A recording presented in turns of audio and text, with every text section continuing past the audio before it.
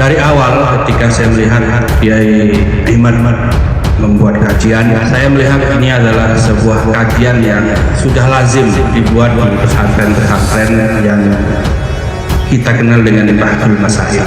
Maka pihak yang merasa dipermasalahkan, saya rasa juga tidak perlu marah. Justru kalau memang yakin dengan kebenarannya, maka inilah kesempatan untuk membuktikan kebenaran itu dengan menjawab kajian-kajian beliau secara ilmiah juga. Buktikan bahwa kalian betul-betul kayu garu, buktikan bahwa kalian dibakar itu harum, karena kayu garu itu kalau yang asli untuk membuktikannya memang harus dibakar. Kalau betul-betul harum berarti kayu garu. Sekarang ini kajian Kiai Iman sedang membakar kalian, buktikan keharuman kalian dengan menjawab kajian beliau secara ilmiah juga, dan tentu semerbak harum itu akan lebih tercium apabila kalian itu buktikan dengan akhlak yang baik. Dan sekali lagi sampai saat ini saya tetap husnuzon bahwa nasab Ba'alawi adalah seperti yang kalian yakini, tanpa mengurangi dukungan saya kepada semisal Kiai Iman untuk meneliti, karena penelitian itu adalah hal yang lain. Bahwa kami meyakini adalah hal yang lain dari penelitian. Siapapun berhak meneliti ketika ingin tahu yang sebenarnya. Dan menyoal klaim sanad dan ilmu thariqah. Faqih Muqaddam termasuk mustahil mutlak. Kami membaca tulisan dari Kyai Haji Ali Badri Masyuri menyoal klaim sanad dan ilmu thariqah Pahlawi. Banyak keluarga Pahlawi yang mengatakan bahwa leluhur mereka, mulai Faqih Muqaddam hingga Sayyid Ahmad Al-Muhajir, semuanya adalah ulama besar dengan level mustahil mutlak. Namun, mereka tawadu, sehingga tetap bermazhab kepada mazhab Syafi'i. Cerita itu bertentangan dengan beberapa fakta sejarah. Bahkan bisa jadi bumerang bagi status keabsahan nasab mereka sendiri. Berikut fakta-fakta itu. Fakta pertama, tentang keilmuan leluhur Pahlawi dalam sejarah. Dalam kitab Al-Istizadah min Ahbarisadah halaman 62, Habib Ali bin Muhsin Assegaf mengutip pernyataan kakek beliau, Habib Abdurrahman bin Ubaidillah Assegaf, Mufti Hadramaut, yang wafat tahun 1375 Hijriah. Sedikit saja dari luhur Pahlawi yang berintisab pada ilmu. Mereka ulama ahli sejarah, tidak memuji keilmuan kecuali pada Faqih Muqaddam dan Sohib Mirfat. Mereka tidak menyebut ayah Faqih Muqaddam selain dengan sebutan alim sufi. Juga tidak ada data yang menunjukkan bahwa Al-Muhajir luas ilmunya. Mereka juga tidak menyebut Ubaidillah, Muhammad bin Ubaidillah, Ali Al-Uraidi, dan Ali Holi Qasam sebagai ahli ilmu sama sekali. Maksud Habib Abdurrahman, masing-masing leluhur Pahlawi itu tidak dikenal sebagai ulama besar di zamannya. Apalagi sampai derajat imam lebih-lebih mujtahid mutlak. Setiap zaman ada ulama yang menulis biografi ulama besar di zamannya. Apalagi sekelas ulama mustahil mutlak. Apalagi Ahlul Bait. Sepertinya Habib Abdurrahman tidak menemukan kitab sezaman yang mencatat semua leluhur Pahlawi sebagai ulama besar dengan level mustahil mutlak. Dalam hal ini, beliau berusaha objektif menilai berita terkait leluhur Pahlawi yang merupakan leluhur beliau sendiri. Beliau berbicara apa adanya sesuai kajian ilmiah beliau. itu bukan berarti kurang menghormati leluhur beliau sendiri. Artinya, beliau tidak fanatik dan tidak mudah menerima berita pujian, walaupun untuk leluhur sendiri. Bahkan beliau tidak mau cerita yang tidak jelas sumbernya. Itu dibiarkan saja. Khawatir dianggap mengarang cerita untuk mengunggulkan leluhurnya sendiri. Menurut Habib Muhammad bin Ahmad Asyatiwi, orang pertama di Hadramaut yang alim adalah Syekh Salim bin Abdul Karim Bafadzul. Beliau pergi ke Irak untuk belajar dan menetap di sana selama 40 tahun. Sehingga orang-orang mengira beliau telah meninggal dunia. Setelah pulang ke Hadramaut, beliau pun mengajar, dan di antara murid beliau adalah Sayyid Alwi Amil Fakir. Adwar At-Tatih Al-Hadromi halaman 193-199 yang dinukil kitab Al-Istizadah halaman 622. Keterangan ini menunjukkan bahwa keluasan ilmu Amil Fakir, yang merupakan salah satu guru Fakih Muqaddam, didapat dari Syekh Salim, yang belajar ke Irak, bukan dari ayah beliau sendiri. Lebih lengkapnya, berikut beberapa kutipan dari pernyataan-pernyataan Habib Abdurrahman bin Ubaidillah Assegaf tentang keilmuan leluhur Balawi. Keilmuan keluarga Pahlawi itu lama, sejak generasi awal di Hadramaut. Kebanyakan guru-guru Fakih Muqaddam itu bukan dari kalangan Pahlawi. Al-Istizadah halaman 67. Lemahnya keilmuan leluhur Pahlawi mungkin dikarenakan mereka terlalu gengsi sebagai keluarga Quraisy, sehingga tidak mau mengalami kehinaan di jalan menuntut ilmu. Makanya sedikit dari mereka yang alim dan mengajar. Al-Istizadah halaman 68. Sepertinya ini mirip dengan yang ada di Indonesia. Kami melihat kebanyakan pengalami gengsi untuk belajar kepada ulama pribumi sebelum Syekh Abdullah Awad Abun Malang mendirikan pesantren darurat Tauhid, dan Habib Hasan Baharun Pasuruan mendirikan pesantren dakwah. Sedikit sekali anak-anak Bahlawi yang belajar di pesantren. Karena hampir semua pesantren di Indonesia diasuh oleh ulama pribumi. Di Hadramaut, orang pertama yang meniti jalan tasawuf adalah Syekh Said bin Isa Al-Amodi dan Fakih Muqaddam Al-Istizadah halaman 972. Banyak juga literatur yang menyebutkan bahwa Fakih Muqaddam bertasawuf sejak ditegur oleh Abu Matyan, hingga kemudian berbaingat thariqah pada Abu Matyan melalui murid Abu Matyan. Nah, kalau tasawufnya saja dimulai dari Fakih Muqaddam, lalu dari mana sanad thariqah Alawiyah yang katanya turun-temurun dari leluhur Ba'alawi itu? Dalam sejarah thariqah, setiap mursyid dalam silsilah sanadnya memiliki banyak murid dan menunjuk salah satu muridnya sebagai khalifah yang akan melanjutkan kemursyidan. Kalau Fakih Muqaddam adalah orang pertama di Hadramaut yang meniti jalan tasawuf dan berthariqah, bagaimana bisa Habaib sekarang mengklaim bahwa sanad thariqah Fakih Muqaddam didapat turun-temurun dari leluhur beliau? Maka menurut saya, akan lebih aman kalau sanad thariqah Alawiyah itu menggunakan sanad Abu Madian, yang berarti thariqah Alawiyah adalah cabang dari thariqah Madianiyah. Sebagian orang menyebut mazhab leluhur Pahlawi adalah Syiah.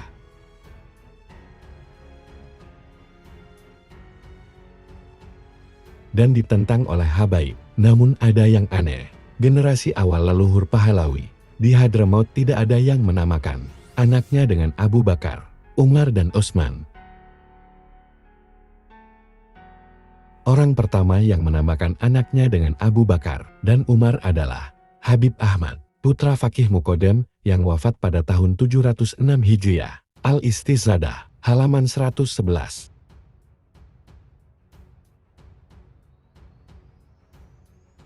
Kesimpulannya, berdasarkan pernyataan-pernyataan Habib Muhammad Asyatiri dan Habib Abdurrahman Assegaf di atas,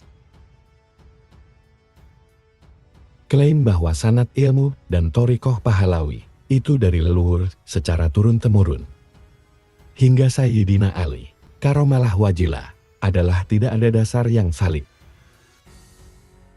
Tentu kita tidak boleh menganggap mereka mengarang dan berbohong. Tapi mereka hanya mengira saja mendapat sanad hingga Fakih Muqaddam.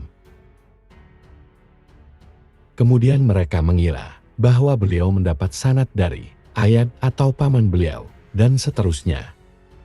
Makanya di awal saya hanya sebut mereka suka tasyahud atau menyepelekan dalam hal riwayat, bukan suka berdusta.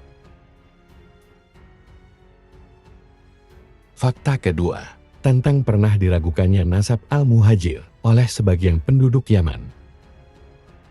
Cerita ini cukup masyhur dan dikutip oleh Habib Abu Bakar Al-Adani bin Ali Al-Masyhur dalam kitab beliau yang berjudul Al-Imam Ubaidillah bin Ahmad Al-Muhajir. Wa abna'u as-salasa di halaman 30-31. Ketika di Yaman tersebar isu meragukan nasab Sayyid Ahmad Al-Muhajir, maka berangkatlah Sayyid Ali bin Muhammad bin Jadid bin Ubaidillah bin Ahmad Al-Muhajir ke Mekah untuk berhaji. Beliau membawa rombongan 100 orang jamaah haji. Mereka hampir mampir di Irak. Dan Sayyid Ali meminta isbat nasab pada asraf di Irak. Beliau pun mendapat isbat, disaksikan oleh 100 orang itu. Kemudian kembali mendapat isbat di Mekah Al-Mukarramah. Setelah pulang ke Yaman, maka 100 orang saksi itu menceritakan semuanya pada penduduk Yaman. Fakta ini kontradiktif dengan klaim bahwa leluhur Pahlawi, mulai Fakih Muqaddam hingga Sayyid Al-Muhajir, semuanya ulama besar dengan level mujahid mutlak. Kalau semua mereka mujahid mutlak, apalagi mereka Ahlul Bait yang masih dekat dengan zaman Ail Imam Ja'far As-Shadiq, pasti nama dan nasab mereka bukan hanya dikenal dan dicatat oleh ulama sejarah, tapi pasti juga dikenal dan dicatat oleh ulama ahli hadis dan fikih pada zaman masing-masing. Dengan kata lain, mana mungkin seorang mustad mutlak dilakukan nasabnya sampai segitunya. Fakta ketiga tentang pilihan Al-Janadi.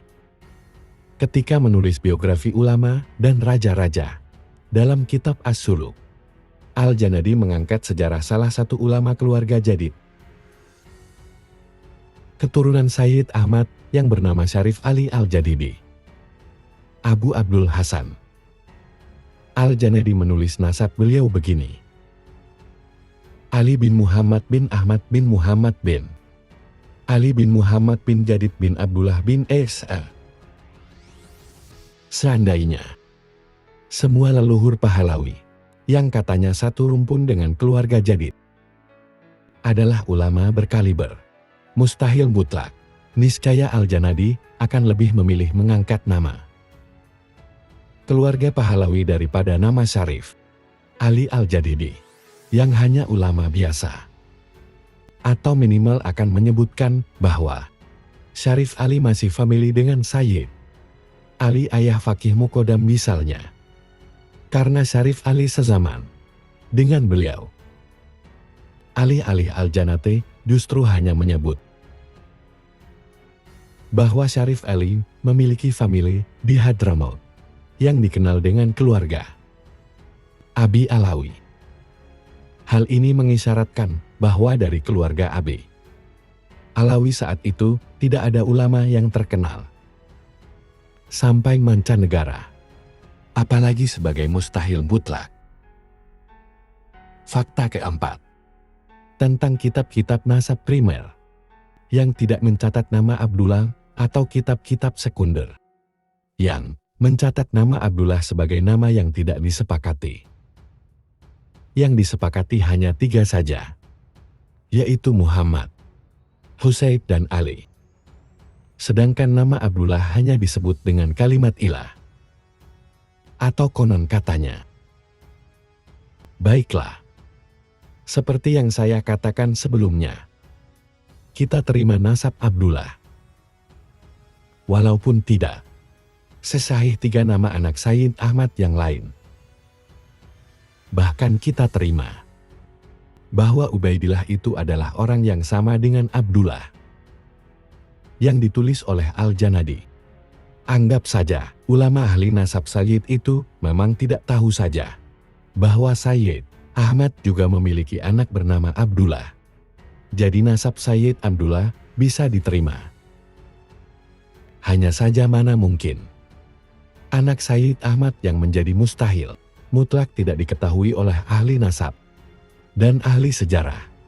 Sedangkan anak-anak Sayyid Ahmad lainnya yang bukan ulama besar saja diketahui dan dicatat oleh semua kitab nasab. Fakta ini menunjukkan bahwa nama Sayyid Abdullah tidak sebesar yang diceritakan oleh keluarga Pahlawi. Justru beliau adalah ulama biasa atau tidak terkenal sekali. Atau sebaliknya, Sayyid Abdullah adalah mustahil mutlak yang tentu terkenal di mancanegara. Berarti dikenal juga oleh ahli nasab dan ahli sejarah di zamannya. Maka ketika nama beliau yang sangat terkenal itu tidak dimasukkan dalam kitab nasab Ahlul Bait, berarti para ulama ahli nasab tidak mengakui nasab beliau. Hanya 2 inilah pilihannya. Sayyid Abdullah bukan mujahid mutlak, bahkan bukan orang terkenal, sehingga tidak dikenal oleh semua ahli nasab. Atau yang kedua, beliau terkenal tapi tidak diakui nasabnya oleh para ahli nasab. Bang Alawi mau ambil yang mana dari kedua pilihan ini? Inilah yang saya maksud, bahwa klaim mereka soal ini bisa jadi bumerang bagi status keabsahan nasab mereka. Sebelum melanjutkan pada catatan ketiga, saya ingin menjelaskan satu hal pada saudara-saudara sekalian, bahwa tidak semua yang masyhur tentang masa lalu itu berarti pasti benar. Kita harus tahu sejak kapan masyhurnya. Misalnya saja, saat ini ada seorang ulama terkenal dan diikuti oleh semua umat Islam Indonesia. Beliau menyampaikan sebuah cerita yang beliau kira benar, padahal sebenarnya salah. Maka sejak saat ini cerita itu akan masyhur hingga beberapa abad yang akan datang. Semua ulama dari zaman ke zaman menukil cerita beliau. Itu karena husnudzon saja. Contoh real saja, kitab nasab yang menyebut bahwa Wali Songo itu Asmat Hon adalah kitab nasabah Alawi terakhir, yaitu Taklid Samsud Zahiroh, yang belum sampai 1 abad. Sebelum itu, Habaib Yaman tidak tahu. Maka sejak itulah, di Yaman masyhur bahwa Wali Songo itu Asmat Hon. Sekarang ini semua habaib di Yaman menganggap Wali Songo itu Asmat Hon. Bahkan ada yang bilang bahwa jelasnya nasab Wali Songo sebagai Asmat Hon. Seperti matahari di siang hari. Kalau sekarang ditemukan nasab Wali Songo dengan versi lain, kemudian ada yang meneliti dan lebih condong pada versi lain, itu apakah berarti dia salah karena menyalahi yang sudah masyhur, sedangkan masyhurnya hanya dalam kurun 100 tahun terakhir? Ini saja. Apakah berarti juga dia merasa lebih pandai dari Habib? Ya sahab, Pentaklik Samsud Zahiroh, Habib Salim Asyatiri, Habib Abu Bakar Al-Adani bin Ali Al-Masyari, dan lain-lain yang menerima nasab Wali Songo versi Asmat Hon. Tentu tidak. Para habaib Dan ulama besar itu menerima versi Asmat Hall. Karena husnuzon saja. Mereka hanya cukup percaya pada orang yang meriwayatkan. Mereka tidak meneliti sendiri. Keterangan tulisan ini adalah serial Esai Kiai Haji Ali Badri Al-Masyuri, berjudul Menyikapi Konflik Habib dan Keluarga Wali Songo, yang dimuat di Duta Islam Tom pada 18 Mei tahun 2023. Itulah tulisan dari Kiai Haji Ali Badri Masyuri. Mudah-mudahan tulisan tadi bisa menjadikan referensi ilmu buat kita semua, mengetahui mana itu yang sesuai kredibel, sesuai dengan fakta, atau hanya akuisisi saja. Dan mudah-mudahan kita semua termasuk golongan orang-orang yang diselamatkan oleh Allah dari fitnah dunia sampai ila yaumil akhir. Terima kasih. Assalamualaikum warahmatullahi wabarakatuh.